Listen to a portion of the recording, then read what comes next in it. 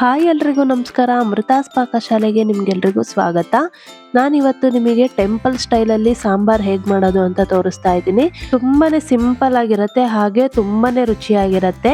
ಈರುಳ್ಳಿ ಬೆಳ್ಳುಳ್ಳಿ ಬಳಸ್ದೇನೆ ಮಾಡೋ ಅಂಥದ್ದು. ಹೇಗೆ ಮಾಡೋದು ಅಂತ ನೋಡ್ಕೊಂಬರೋಣ. ಎಲ್ಲ ಥರ ತರಕಾರಿ ಬಳಸ್ಕೊಂಡು ಮಾಡೋ ಅಂಥ ಸಾಂಬಾರ್ ಅಂತಾನೆ ಹೇಳ್ಬೋದು. ಇದಕ್ಕೆ ಬೇಕಾಗಿರೋ ಇಂಗ್ರೀಡಿಯೆಂಟ್ಸು: ಕೊಬ್ಬರಿ ತೊಗೊಂಡಿದ್ದೀನಿ, ಸ್ವಲ್ಪ ತೊಗೋಬೇಕಾಗತ್ತೆ. ಕಾಯಿ ತುಂಬ ಬೇಡ, ಇದಕ್ಕೆ ಸ್ವಲ್ಪ ಆದರೆ ಸಾಕು. ಟೊಮ್ಯಾಟೊ, ಹುಣಸೆ ಹುಳಿ, ಬೆಲ್ಲ, ಅರಿಶಿನ, ಧನಿಯಾ ಕಾಳು, ಮೆಂತ್ಯ ಕಾಳು, ಹಾಗೆ ಉದ್ದಿನಬೇಳೆ, ಕಡಲೆಬೇಳೆ, ಜೀರಿಗೆ, ಉಪ್ಪು, ಬ್ಯಾಡಗಿ ಮೆಣಸಿನ್ಕಾಯಿ, ಹಾಗೆ ಕರ್ಬೇವಿನ ಸೊಪ್ಪು, ಹಾಗೆ ತರಕಾರಿ ತೊಗೊಂಡಿದ್ದೀನಿ. ನಿಮಗೆ ಯಾವ್ದು ತರಕಾರಿ ಇಷ್ಟ ಆಗುತ್ತೆ ತೊಗೋಬೋದು. ಹಾಗೆ ಬೇಳೆನು ಬೇಯಿಸಿ ಒಂದು 3-4 ವಿಷಲ್ ತೊಗೊಂಡು ಇಟ್ಟಿದ್ದೀನಿ. ಬರೀ ಬೇಳೆ ಬೇಯಿಸಿದ್ದೀನಿ ಅಷ್ಟೇ. ಇದಿಷ್ಟೇ ಬೇಕಾಗಿರೋದು ಇಂಗ್ರೀಡಿಯೆಂಟ್ಸು. ಇವಾಗ ಹೇಗೆ ಮಾಡೋದು ಅಂತ ನೋಡ್ಕೊಂಬರೋಣ. ಒಂದು ಚಿಕ್ಕ ಪ್ಯಾನಿಗೆ ಸ್ವಲ್ಪ ಎಣ್ಣೆ ಹಾಕ್ಕೊಂಡಿದ್ದೀನಿ. ನಾನಿಲ್ಲಿ ಸಾಂಬಾರ್ ಪೌಡ್ರನ್ನ ಮಾಡ್ಕೊತಾ ಇದ್ದೀನಿ. 1 ಸ್ಪೂನ್ ಆಗೋಷ್ಟು ಧನಿಯಾ ಕಾಳನ್ನು ಹಾಕ್ಕೊಂಡಿದ್ದೀನಿ, ಅರ್ಧ ಸ್ಪೂನು ಜೀರಿಗೆ, ಅರ್ಧ ಸ್ಪೂನು ಕಡಲೆಬೇಳೆ, ಅರ್ಧ ಸ್ಪೂನು ಉದ್ದಿನಬೇಳೆ, ಹಾಗೆ 1/4 ಟೀ ಸ್ಪೂನ್ಗಿಂತನೂ ಕಡಿಮೆ ಆಗುವಷ್ಟು ಮೆಂತ್ಯ ಕಾಳನ್ನ ಹಾಕೋಬೇಕಾಗತ್ತೆ. ಇದೆಲ್ಲವೂ ನೀವು ಕೊಬ್ಬರಿ ಎಣ್ಣೆಯಲ್ಲಿ ಬೇಕಾದರೂ ಫ್ರೈ ಮಾಡ್ಕೋಬಹುದು. ನಾನಿಲ್ಲಿ ನಾರ್ಮಲ್ ಎಣ್ಣೆಯಲ್ಲೇ ಮಾಡಿ ತೋರಿಸ್ತಾ ಇದ್ದೀನಿ. ಕೆಲವ್ರು ಮನೆಯಲ್ಲಿ ಕೊಬ್ಬರಿ ಎಣ್ಣೆ ಯೂಸ್ ಮಾಡ್ತೀರಾ ಅಲ್ವಾ, ನೀವು ಇದಕ್ಕೆ ಕೊಬ್ಬರಿ ಎಣ್ಣೆನೂ ಯೂಸ್ ಮಾಡ್ಬೋದು.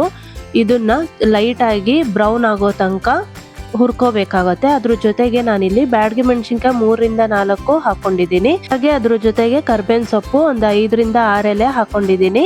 ಅದನ್ನು ಅಷ್ಟೇ ಚೆನ್ನಾಗಿ ಕೆಂಪಾಗೋ ತನಕ ಹುರ್ಕೋಬೇಕಾಗತ್ತೆ ಎಲ್ಲ ಮಸಾಲೆನು. ಇದನ್ನ ಚೆನ್ನಾಗಿ ಕೆಂಪಾಗೋ ತನಕ ಹುರ್ಕೊಂಡಾದ್ಮೇಲೆ ಅದನ್ನ ತಣ್ಣಗಾಗಕ್ಕೆ ಬಿಡಬೇಕು.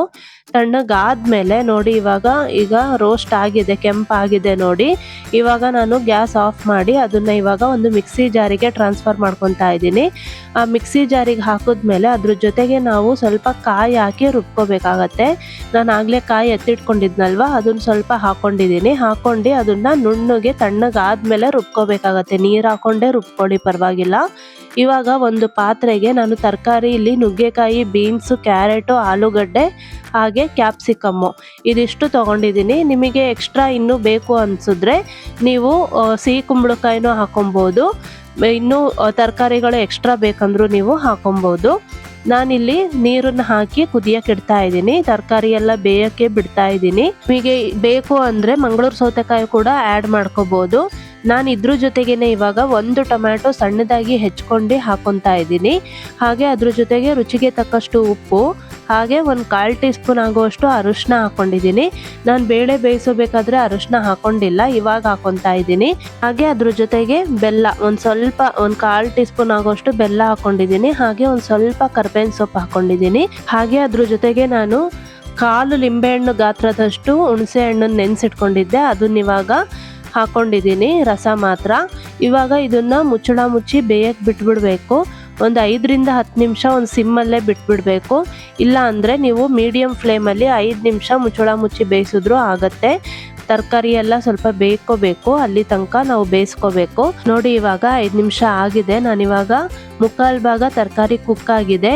ಈ ಟೈಮಲ್ಲಿ ನಾನು ಮಸಾಲೆನ ರುಬ್ಬಿ ಇಟ್ಕೊಂಡಿದ್ನಲ್ವ, ಅದನ್ನ ನಾನಿಲ್ಲಿ ಸೇರಿಸ್ಕೊತಾ ಇದ್ದೀನಿ. ನೀರು ಹಾಕಿ ನುಣ್ಣಗೆ ರುಬ್ಕೋಬೇಕಾಗತ್ತೆ. ನೋಡಿ, ಇಲ್ಲಿ ನಾನು ರುಬ್ಬಿದ್ದೀನಿ. ಚೆನ್ನಾಗಿ ಕಲರ್ ಕೂಡ ಚೆನ್ನಾಗಿ ಬಂದಿದೆ, ಯಾಕಂದರೆ ಬ್ಯಾಡಗಿ ಮೆಣಸಿನ್ಕಾಯಿ ಹಾಕೊಂಡಿರ್ತೀವಲ್ವ, ಅದಕ್ಕೋಸ್ಕರ. ನಿಮಗೆ ಸಾಂಬಾರು ಸ್ವಲ್ಪ ಖಾರ ಬೇಕು ಅನಿಸಿದ್ರೆ ಅದ್ರ ಜೊತೆಗೆ ಗುಂಟೂರು ಮೆಣಸಿನ್ಕಾಯಿನೂ ಆ್ಯಡ್ ಮಾಡ್ಕೊಳ್ಳಿ. ಇವಾಗ ನಾನಿಲ್ಲಿ ಬೇಳೆ ಬೇಯಿಸಿಟ್ಕೊಂಡಿದ್ನಲ್ವ, ಅದು ಕೂಡ ಹಾಕೊತಾ ಇದ್ದೀನಿ. ಮಸಾಲೆನೂ ಹಾಕ್ಕೊಂಡಿದ್ದೀನಿ. ಚೆನ್ನಾಗಿ ಮಿಕ್ಸ್ ಮಾಡ್ಕೋಬೇಕಾಗತ್ತೆ. ಹಾಗೆ ಸಾಂಬಾರ್ ಕನ್ಸಿಸ್ಟೆನ್ಸಿ ನಿಮಗೆ ಎಷ್ಟು ಬೇಕೋ ಅಷ್ಟನ್ನ ಮಾಡ್ಕೋಬಹುದು. ಇದು ಗಟ್ಟಿ ಬೇಕು ಅಂದರೆ ಗಟ್ಟಿನೂ ಮಾಡ್ಕೋಬಹುದು, ತೆಳುಗ್ ಬೇಕಂದ್ರೂ ತೆಳುಗೂ ಮಾಡ್ಕೋಬಹುದು. ನೋಡಿ ಎಷ್ಟು ಚೆನ್ನಾಗಿ ಬಂದಿದೆ ಕಲರ್ ಅಲ್ವಾ. ಟೆಂಪಲ್ ಸ್ಟೈಲ್ನಲ್ಲಿ ಸಾಂಬಾರ್ ರೆಡಿ ಆಗ್ತಾ ಇದೆ. ಇವಾಗ ಅದನ್ನ ಬೇಯಕ್ಕೆ ಬಿಟ್ಬಿಡ್ಬೇಕು ಸಿಮ್ಮಲ್ಲಿ. ಒಂದು 5 ನಿಮಿಷ ಮುಚ್ಚಳ ಮುಚ್ಚಿ ಬೇಯಕ್ಕಿಟ್ರೆ ಸಾಕು. ಚೆನ್ನಾಗಿ ಕುದಿ ಬರುತ್ತೆ. ಕುದಿ ಬೇಕಾದ್ರೆ ನಾವು ಒಗ್ಗರಣೆ ಹಾಕೋಬೇಕಾಗತ್ತೆ.